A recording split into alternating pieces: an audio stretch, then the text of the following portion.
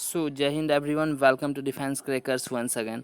सो friends, मैंने जो आपको बोला था कि मैं एसएससी जीडी का जो है ना आपको जीके सेक्शन, ठीक है, और इंग्लिश सेक्शन, ठीक है, मैं आपको बता देता हूँ। उस दिन भी मैंने बताया था आपको जीके, इंग्लिश, ठीक है, और आपका जो है रीजनिंग, ठीक है, ये आपका जो है, और एक मैथ्स आता है। तो मैं आपको बता देता हूँ, जीके में आपको मैं 25 आउट ऑफ 25 मैं आपको दिलवा दूंगा, बस बने रहना। मैं आपको बता देता हूँ कि एग्ज़ाम होने से पहले तक आपको जीके के कम से कम ना, तो मैं जो करवा रहा हूँ, मेरा जो टारगेट है, कम से कम आपको 15,000 प्लस क्वेश्चन आपको जीके सेक्शन से मिल जाएंगे।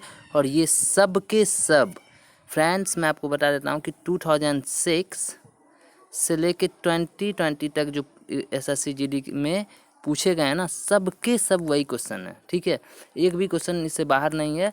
और मैं आपको बता देता हूँ कि ये जब आप कर लेते हो तो आप डेफिनेटली जो है ना, डेफिनेटली आप जीके में 25 कर जाओगे।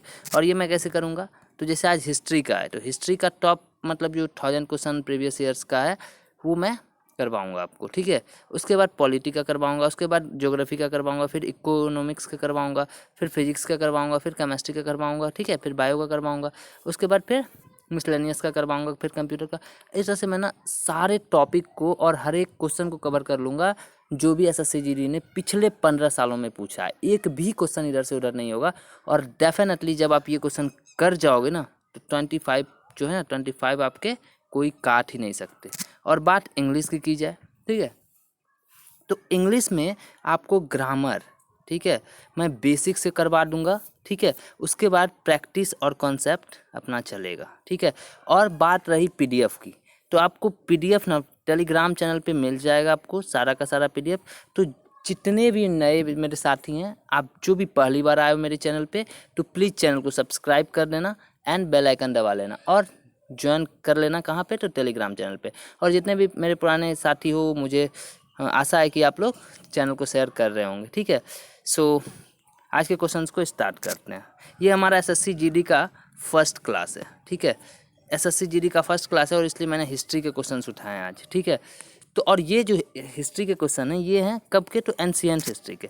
मैं आपको ये भी बता दूंगा कि सबसे पहली बात एंशियंट हिस्ट्री होता है, फिर मेडाइवल हिस्ट्री होता है, ठीक है, मेडाइवल हिस्ट्री होता है, एंड देन होता है आपका मॉडर्न हिस्ट्री, ठीक है। तो सबसे क्वेश्चन मैं आपको करवा दूंगा। तो ये फिलहाल एंशियंट हिस्ट्री का है, और एंशियंट हिस्ट्री से किस में है, तो हड़प्पा सभ्यता से। और मैं बता देता हूँ फ्रेंड्स कि हड़प्पा सभ्यता से इससे बाहर क्वेश्चन आपको नहीं पूछे जाएंगे, ठीक है। सो क्वेश्चन स्टार्ट करते हैं।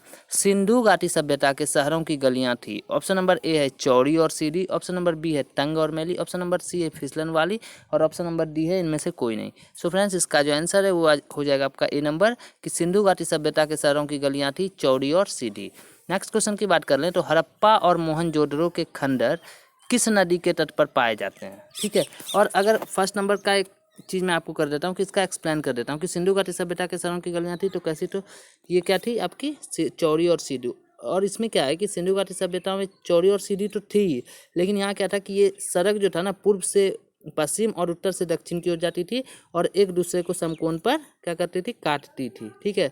नेक्स्ट क्वेश्चन क्या है हमारा, कि हड़प्पा और मोहनजोदड़ो के खंडर किस नदी के तट पर पाए जाते हैं। फ्रेंड्स, मैं आपको हर एक क्वेश्चन का एक्सप्लेनेशन दूंगा, यानी कि एक क्वेश्चन से आपको 3 से 4 क्वेश्चन बनेंगे, और इसलिए मैं आपको एक भी क्वेश्चन आपके छूटने वाले नहीं। और इस क्वेश्चन की बात कर लें तो ये 2012 के एग्जाम में पूछा गया था, ठीक है। और नेक्स्ट क्या है आपका, तो नेक्स्ट क्या है आपका कि हड़प्पा रावी नदी के किनारे है, जबकि मोहनजोदड़ो जो है वो सिंधु नदी के किनारे अवस्थित है, यानी कि स्थित है। नेक्स्ट क्वेश्चन की बात कर लें, तो सिंधु घाटी सभ्यता की लिपि कौन सी है। ऑप्शन नंबर ए है तमिल, ऑप्शन नंबर बी है खरोष्टी, ऑप्शन नंबर सी है अज्ञात, एंड ऑप्शन नंबर डी इनमें से कोई नहीं। सो फ्रेंड्स, इसका जो आंसर है वो हो जाएगा आपका अज्ञात है। देखिए, सिंधु लिपि में लगभग क्या है कि 64 मूल्य चिन्ह है। कितने मूल्य चिन्ह है, 64 मूल्य चिन्ह है, और 250 से लेके आपको 400 यानी कि 400 तक क्या है, अक्षर है, ठीक है, जो सेल करी के आयतकार मोहरों, तांबाओं की गुटकाओं आदि पर मिलते हैं, ठीक है। और ये आपको आई होप क्वेश्चन समझ में आ गया होगा। नेक्स्ट क्वेश्चन की बात कर लें, तो मोहनजोदड़ो में सबसे बड़ा भवन कौन सा है, विशाल स्नानघर, धान्यागार, 2 मंजिला मकान, या इनमें से कोई नहीं।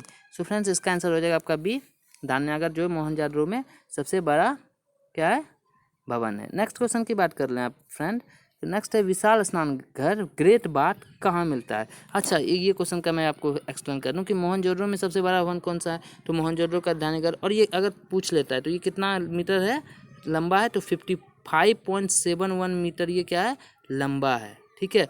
और 15.23 मीटर क्या है ये चौड़ा है, ठीक है। आई होप ये समझ में आपको आ गया होगा। नेक्स्ट क्वेश्चन क्या है कि विशाल स्नानघर ग्रेट बाथ कहाँ मिलता है, तो ये आपका हड़प्पा है, लोथल है, मोहनजोदड़ो और इनमें से कोई नहीं। सो फ्रेंड्स इसका आंसर आपका हो जाएगा मोहनजोदड़ो। आई होप ये क्वेश्चन भी समझ में आपको आ गया होगा। नेक्स्ट क्वेश्चन की बात कर रहे हैं तो सिंधु घाटी के लोगों की एक महत्वपूर्ण रचना किसकी मूर्ति थी, ठीक है। तो ऑप्शन नंबर ए है नटराज, ऑप्शन नंबर बी है बुद्ध, ऑप्शन नंबर सी है नृत्य करती हुई बालिका, ऑप्शन नंबर डी इनमें से कोई नहीं। सो सिंधु घाटी में जो सबसे महत्वपूर्ण रचना थी वो थी नृत्य करती हुई बालिका, ठीक है। और ये मूर्ति कहाँ से प्राप्त हुई थी, तो मोहनजोदड़ो से। आई होप क्वेश्चन नंबर 6 तक आपको क्लियर हो गया होगा। नेक्स्ट क्वेश्चन की बात कर लें हम लोग, तो नेक्स्ट क्वेश्चन है हमारा क्वेश्चन नंबर 7। देवी माता की पूजा संबंधित थी, ठीक है। तो ये आपका आर्य सभ्यता के साथ, ऑप्शन नंबर बी है भूमध्य सागरीय सभ्यता के साथ, ऑप्शन नंबर सी है सिंधु घाटी सभ्यता के साथ, एंड ऑप्शन नंबर डी है उत्तर वैदिक सभ्यता के साथ, ठीक है। सो इसका जो सही आंसर है वो है आपका सी कि सिंधु घाटी सभ्यता के साथ देवी माता की पूजा संबंधित थी, ठीक है। तो इसमें क्या होता था कि सिंधु घाटी सभ्यता का एक विशिष्ट लक्षण था, और पुराना वाले जितने भी लोग थे वहाँ पे, तो वो क्या करते थे माटी देवी की और मन मूर्तियों से इस बात का मतलब क्या करते थे वो लोग पता लगाते थे, और इसलिए देवी माता की पूजा करते थे, ठीक है। आई होप ये क्वेश्चन नंबर 7 भी आपको क्लियर हो गया होगा। नेक्स्ट क्वेश्चन की बात करें तो सिंधु घाटी सभ्यता का पतन नगर यानी बंदरगाह कौन सा है, तो कालीबंगन, लोथल, रोपर या मोहनजोदड़ो। सो ये इसका आंसर हो जाएगा आपका लोथल, ऑप्शन नंबर बी, ठीक है। और लोथल कहाँ है फ्रेंड्स, तो लोथल अहमदाबाद जिले में कहाँ पे है, तो सरगवल नामक ग्राम के समीप स्थित है, ठीक है। और 1955 इसमें क्या है ना कि 1955 से 62 तक यानी 1962 तक यहाँ पे क्या हुआ था कि यहाँ पे SR राव के निर्देशन में खुदाई की गई, जहाँ 2 मील के घेरे में बसे हुए एक नगर से क्या हुआ ये सारे के चीज़ प्राप्त हुए थे, ठीक है। आई होप ये क्वेश्चन आपको समझ में आ गया होगा।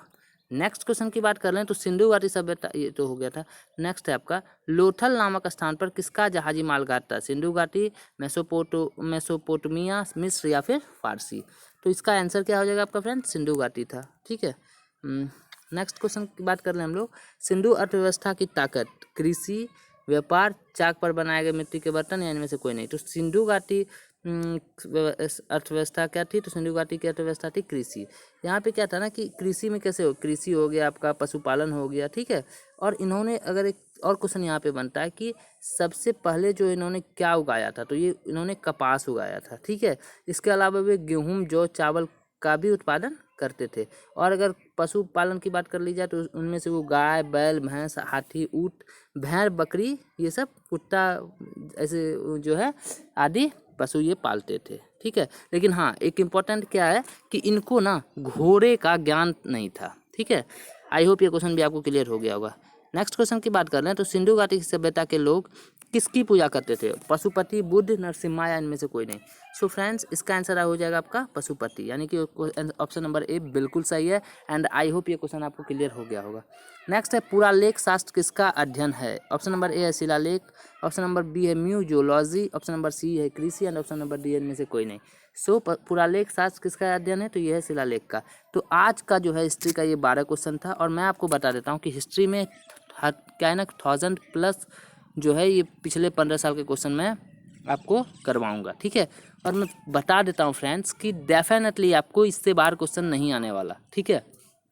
तो ये आज का पहला क्लास है, और मैं आपको बता देता हूँ कि अभी से बस लग जाओ, मेरे साथ बनो। मैं आपको इतना प्रिपरेशन करवा दूंगा, इतना प्रिपरेशन करवा दूंगा कि जीके के आप 25 नंबर ना आप मेरे भरोसे छोड़ सकते हो, कहीं नहीं मैं जाने दूंगा, ठीक है। सो अगर आपको मेरा क्लास अच्छा लगा, हेल्पफुल लगा, तो प्लीज़ चैनल को सब्सक्राइब कर देना, और वीडियो अच्छा लगा तो लाइक भी कर देना, बिकॉज मैं लाइक बहुत कम लोग करके जाते हैं, ठीक है। तो लाइक कर देना, ठीक है। और अगर कोई भी डाउट रहे तो आप कमेंट सेक्शन में मेरे से पूछ सकते हो, मैं आपको जो भी प्रॉब्लम होगा मैं रिप्लाई दे दूँगा। So thank you for watching, जय हिंद।